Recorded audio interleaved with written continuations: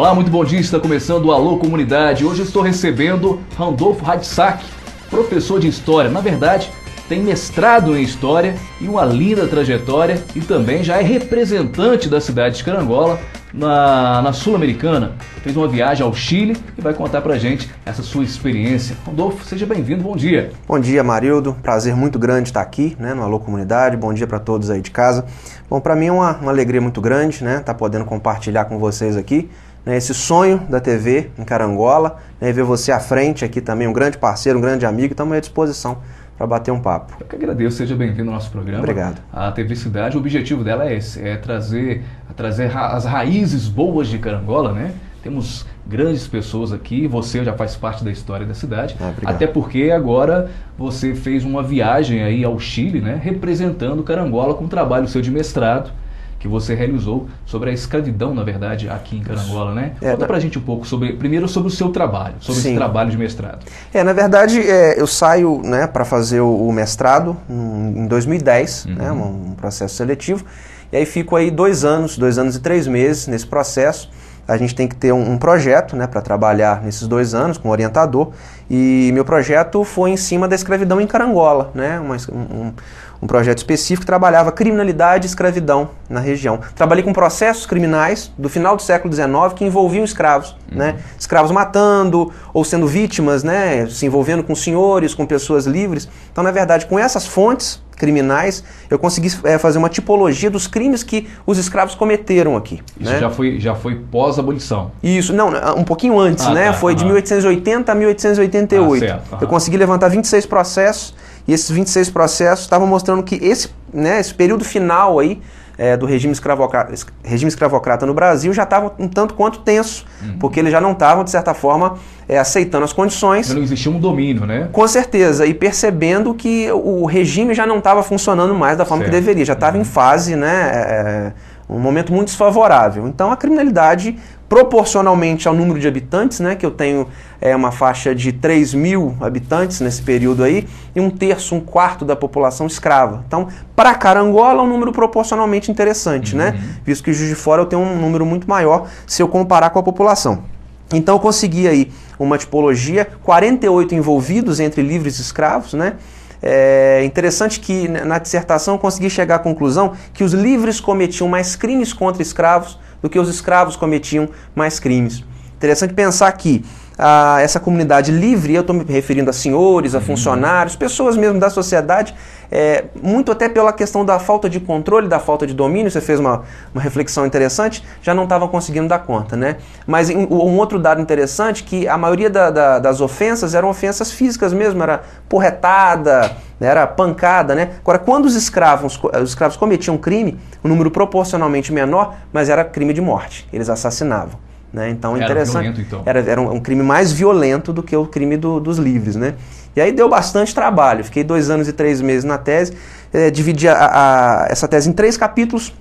Um que fazia uma análise geográfica, econômica, social do que seria Carangola nesse final do século XIX, uma cidade tipicamente rural, formada como município em 1882, mas um contexto muito rural. Estava começando, na verdade. Exatamente, A gente tem aí o desmembramento aí de São Paulo do Muriaé, que hoje é atual Muriaé, em 7 de janeiro de 1882, que foi na Câmara Municipal, foi a primeira ata que vai dar posse à Câmara Municipal de Carangola. Inclusive o presidente da Câmara de Muriaé vem para Carangola para dar posse aos vereadores daqui. E aí nós temos aí esses 8 anos incluídos no meu estudo, que vai de 80 a 88. Então de 82 para frente, Carangola já é município. E aí o segundo capítulo trabalha mais a questão jurídica. Se eu vou falar de criminalidade, eu preciso entender o que é justiça no século XIX, quais são as leis que estão aí amparando, tanto escravos, na verdade amparava pouco, mas mais os livres, na verdade envolviam escravos nessa legislação. E aí fui pegando desde o Código do Império, a Constituição Imperial, até os códigos criminais, até chegar no Código de Postura da cidade. Nós tínhamos um Código de Postura. Aí, entendendo esses conceitos jurídicos, para pegar os casos. Aí no 3º capítulo, trabalhando mais com o cotidiano mesmo. Quais são os casos, quem estava se enfrentando, quem não estava, A gente percebe um dado muito interessante, um promotor público aqui em Carangola, Salerno Ferreira Barbosa. Ele, na verdade, era um abolicionista e ele vai atuar em favor de escravos. E aí a comunidade toda se volta contra ele, eles vão para o jornal, vão para a mídia daquela época, né, para pedir o afastamento dele, vão ao presidente da província, que seria... Vamos caçá-lo. Desempenhava a função de governador, né, vamos tentar tirar esse cara, que esse cara está incomodando. Quer dizer, deu um trabalho bom, né, até chegarmos na questão do Chile, né, aí eu defendi a tese em novembro de 2012, 2 meses depois eu recebi um comunicado da Universidade de Santiago que o meu trabalho tinha sido aceito. Falei, mas eu não mandei trabalho nenhum. Né? Aí eu fui informado pelo programa de pós-graduação da Universidade Salgado de Oliveira, que eu estava inserido, que dos 23 trabalhos defendidos naquele momento ali, 2 seriam selecionados para ser apresentados no Chile e representar a universidade. Mas vamos chegar nessa parte da viagem. O Randolph foi, na verdade, ao Chile apresentar esse trabalho, né? Foi selecionado dos 23 que a faculdade tinha, na verdade, os mestrados, né? Isso. 2 foram selecionados e o Randolph foi lá representar a nossa cidade. Enfim, voltando um pouquinho, então, dentro desse trabalho que você realizou, eu gosto muito de história, acho fascinante. Eu até sinto, na verdade, que a escola, o ensino médio, ele ensina a história de uma forma muito superficial, porque se ensinasse a forma verdadeira, que não é, na verdade, não é interessante para o governo querer fazer isso, né? Com certeza. Mas as pessoas poderiam ter um futuro melhor descobrindo um passado verdadeiro da forma como as coisas foram. Carangola, talvez como todo o Brasil, passou por um momento realmente muito difícil na época da escravidão. Nesse trabalho que você realizou, você conseguiu levantar alguns números sobre quantos escravos tinham aqui na região, ou se tinham fazendas que tinham aí mais de 100, 200, 300 escravos? A gente pode pensar, você falou você disse uma coisa e me lembrei de uma frase de um escritor chamado Peter Burke, que ele diz que os historiadores buscam aquilo que a sociedade quer esquecer, né? Que é o trabalho do historiador. A questão da escravidão aqui, eu tinha uma média, um dado do censo de 1872, né, o recenseamento, era um recenseamento feito pelas paróquias, né? Então a gente não sabe muito até onde é até real onde isso, era real ou né? não, né? Mas a gente tinha uma média aí em 72 de 819 escravos para uma população de 3 mil, 4 mil habitantes, né? Que era um número significativo, proporcionalmente, né?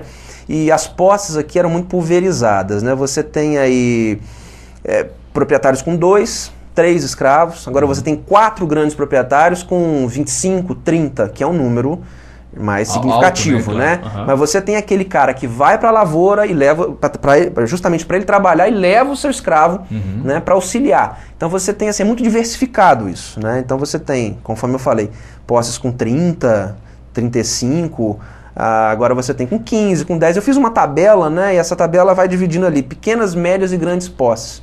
E aí eu fiz também uma média de idades, né? E a maior parte aí, a gente pode pegar 50%, 60% desses cativos, eles tinham entre 15 e 40 anos, né? E tem um grande número de escravos velhos, né? Até para caracterizar também esse final já do regime escravocrata. Mas o que me chamou a atenção é essa faixa maior, de 15 a 40, no momento que a escravidão já estava entrando num processo desfavorável, né? E em algum momento dentro de Carangola, nesses estudos que você realizou, primeiro o fator, talvez, provavelmente, da cidade, não queriam esses escravos soltos por aí, né? Mas teve algum momento, alguma parte ou pequena parte da sociedade que acolheu e ajudou? O professor Rogério Carelli, que é um grande historiador da nossa cidade, né?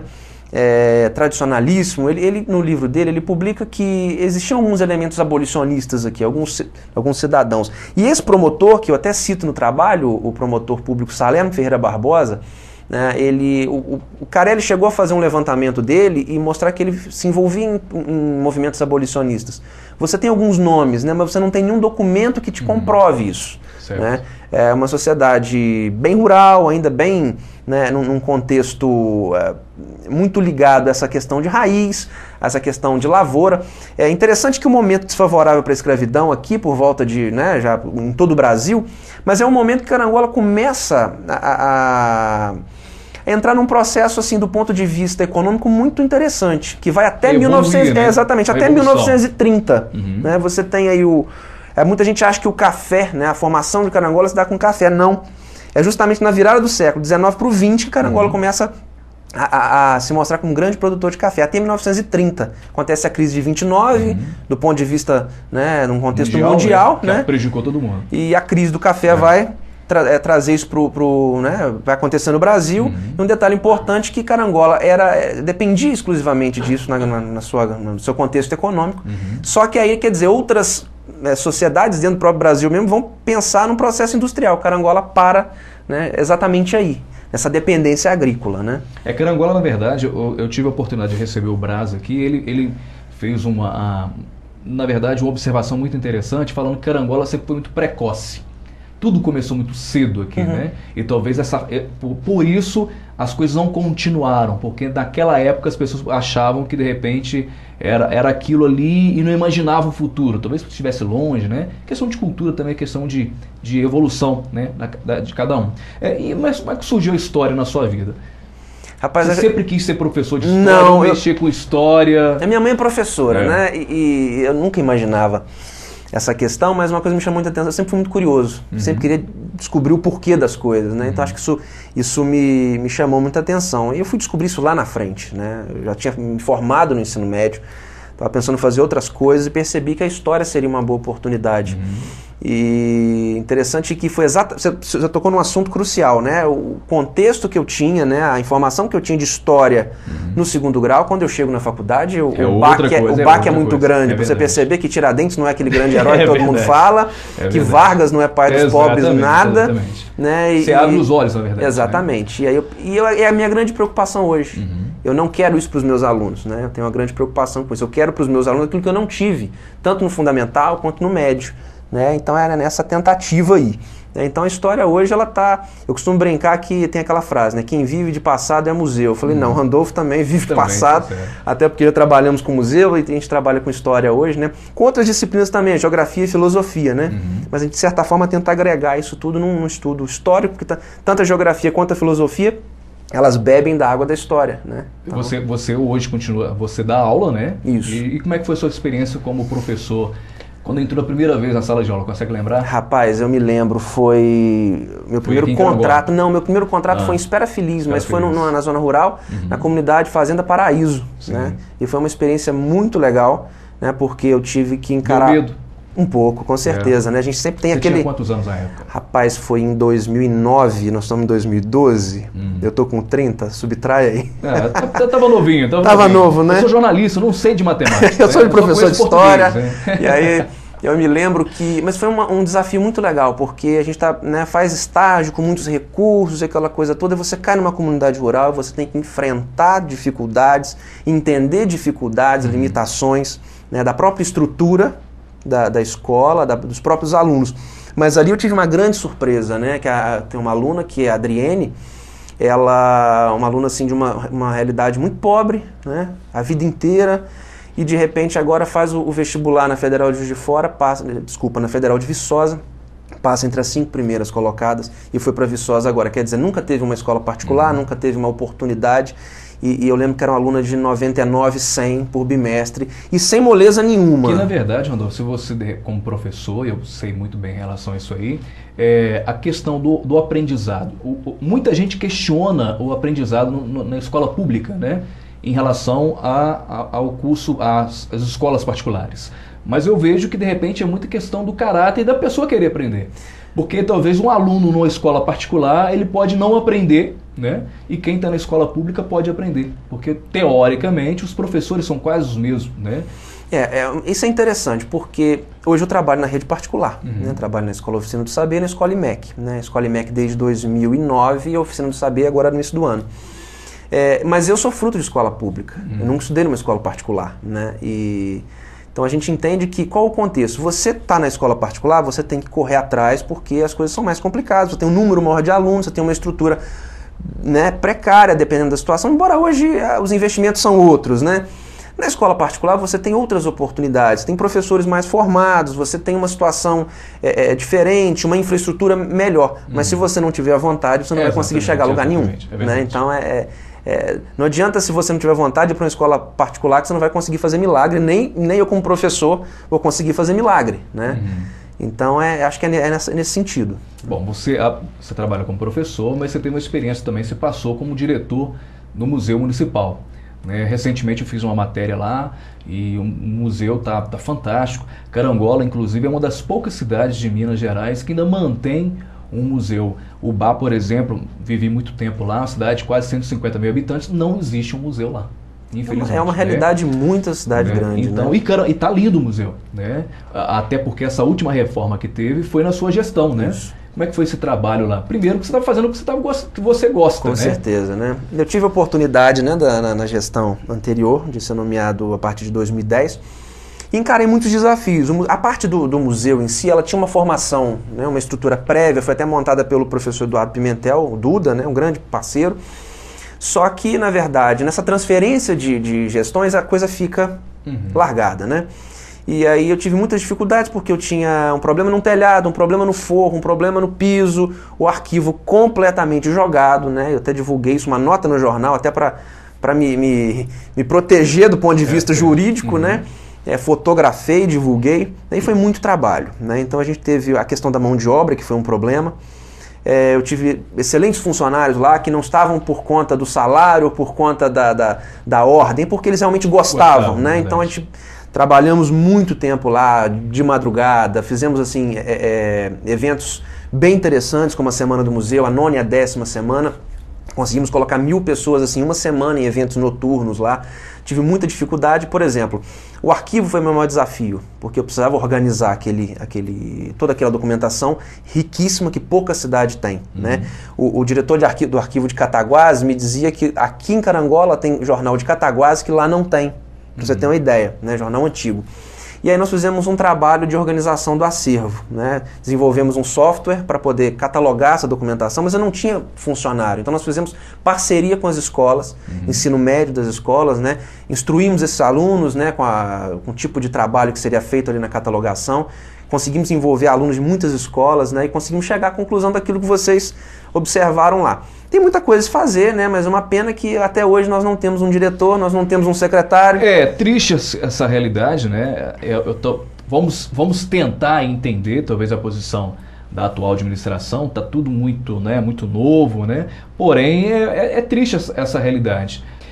Dentro desse trabalho, do trabalho que você fez, alguma coisa chamou a atenção, um destaque talvez em relação a esse trabalho sobre a escravidão? Porque o meu grande objetivo de trabalhar com essa temática, porque muitas vezes a gente fala escravidão, acha que escravo apanhava e o senhor batia e ficava por isso mesmo. Só né? trabalhava e apanhava. E a relação era só senhor e escravo, uma bipolaridade ali. Né? Mas não, eu tentei trazer um pouco desse cotidiano. Humanizar, talvez. Exatamente, porque eu tenho muitos trabalhos interessantes sobre Carangola. Um deles foi até da minha ex-orientadora de graduação. Ela trabalhou a questão econômica, a formação da sociedade carangolense do ponto de vista econômico. Mas aí eu não estava questionando o trabalho dela, né? Eu falava assim, mas esses números falam. Então eu não conseguia achar um trabalho que falasse um pouco dessa escravidão. Aonde eu vou buscar nos processos criminais o que estava acontecendo. O que esses números do trabalho dela, a quantidade de escravos, esses números, essa quantidade de escravos, eles falavam, eles tinham sentimentos, eles agiam, né? E muitas vezes, como eu trabalhava criminalidade, né, foram as formas que os crimes foram cometidos, os assassinatos, né, é coisa muito interessante. Eu tive um caso, para você ter uma ideia, de um escravo que roubava milho do paiol do seu senhor, né, e um dos funcionários descobre que ele estava roubando o milho. O primeiro ponto, se ele está roubando milho, algum motivo tinha. Na verdade, ele poderia estar querendo vender isso fora da fazenda, para pegar, inclusive, um certo respaldo, para depois comprar sua alforria. Você pode interpretar várias situações. Certo. E aí, esse funcionário ameaça, né, contar para o senhor dele que ele estava roubando. Ele falou, olha, se você contar, amanhã você não come mais angu. Tá nessa expressão. E o que ele faz? Ele pega um machado, né, ele atinge o machado na cabeça desse funcionário, arrasta o corpo para debaixo de uma árvore, pega uma espingarda, né, coloca na boca dele, simulando um suicídio, né, e vai fazer um almoço. Como diria o outro, né, matou a família e foi ao cinema. Né? E depois, no corpo de delito, eles vão perceber que foi um assassinato cruel, né? Muitas outras coisas. Teve uma situação engraçadíssima, né? Assim, do ponto de vista histórico, da pesquisa, você vai tratar aquilo com seriedade, mas na leitura da fonte, você ri bastante. Foi uma pequena cadeia, onde o responsável ali pela chave, em vez de fazer a revista, ele dá a chave para o escravo, que era prisioneiro, para ele mesmo fechar as portas. O que o escravo faz? Queima a cadeia, pula e vai embora. Aí depois eles vão chamar o corpo policial para a justiça para saber o que aconteceu. Aí vão tentar julgar, mas não pode julgar porque é crime militar, vai ser julgado lá em Ouro Preto. Né? Então, assim, são situações do cotidiano. A minha ideia era trazer isso. Em vez de pegar essa questão de números, de quantidade de posse, que eu trato disso até no capítulo 1, para fazer um apanhado geral.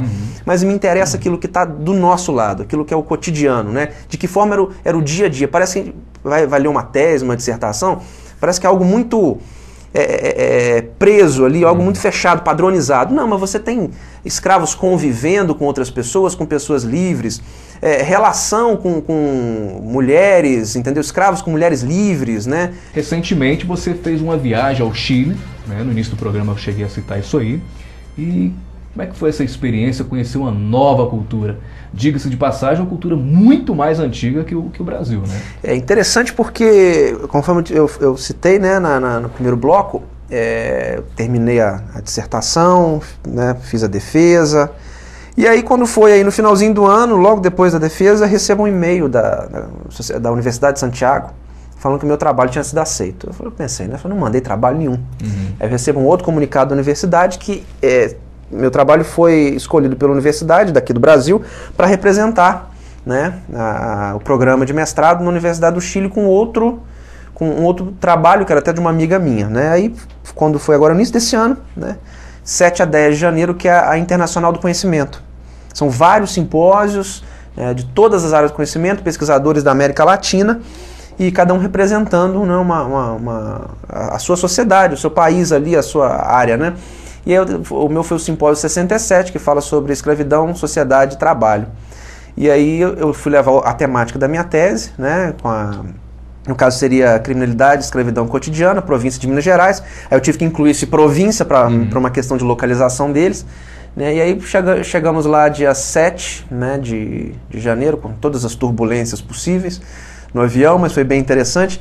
É realmente uma cultura completamente diferente, né? Eles gostam muito de brasileiros, né? Eu tive essa oportunidade de conhecer de muita gente. Não quis ir por excursão, porque eu queria ter contato com as pessoas, né? Eu teria pouquíssimo tempo, próximo, né? Teria pouquíssimo tempo, então eu queria ter contato com as pessoas, né? A primeira coisa que eu ouvi num táxi, um chileno dizendo para mim, olha, nós adoramos pegar os brasileiros aqui no aeroporto e trazer para nossa cidade, né? Para o nosso país. Mas os argentinos não, eles gostam de pegar dentro da cidade e levar para o aeroporto para mandá-los embora. Eu falei, então nesse ponto nós já temos uma semelhança, né? Nada contra os argentinos, nada, né?